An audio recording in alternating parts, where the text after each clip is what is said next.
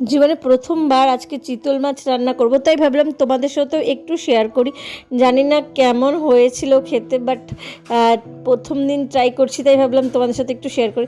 তো hello everyone, আমি মিষ্টিও চলে আসলাম নতুন একটা ব্লগ নিয়ে। আর আমার ব্লগে তোমাদের অনেক ওয়েলকাম। কেমন আছো সবাই? আশা করি সবাই ভালো আছো। তো যেদিন আমি ভিডিওটা করেছিলাম সেদিন আমি বাড়িতেই ছিলাম। সেদিন ছিল ষষ্ঠীর পরের দিন, সানডে।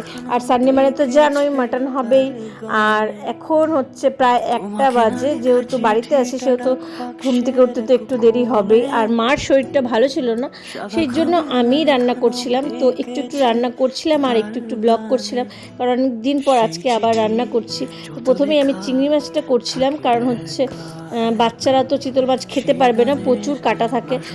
আর তার জন্যই চিংড়ি মাছটা করে রেখে তারপরে চিতল মাছটা রান্না করব। তো আজকে আমি ফার্স্ট টাইম চিতল মাছ করব, আলু বেগুন দিয়েই করব। তোমরা কে কেমন করে খাও সেটা অবশ্যই কমেন্টস জানাবে। আজ দেখতে পাচ্ছ এখানে এতগুলো মাটনটা এখন করব না, ম্যারিনেট করে রেখে দেবো, পরে রান্না করব। এখন হচ্ছে কালকের অনেকগুলো মাছ বেঁচেছিল, যেরকম ইলিশ মাছ, আড় মাছ, কচু শাক আর ডাল ছিল, ওটাকে শুকিয়ে নিয়েছি। ডাল শুকনো তো আমার খেতে খুব ভালো লাগে। চলো, মাটনটাও ম্যারিনেট করা হয়ে গেছে, এখন আস্তে আস্তে চিতল মাছটা করি। তো ভিডিওটা কেমন লাগলো অবশ্যই সবাই কমেন্টসে জানাবে। আর ভিডিওটা ভালো লাগলে একটা লাইক, একটা কমেন্ট করতে ভুলো না যেন। নেক্সট ব্লগে আবার দেখাবে, ততক্ষণ যেন টাটা।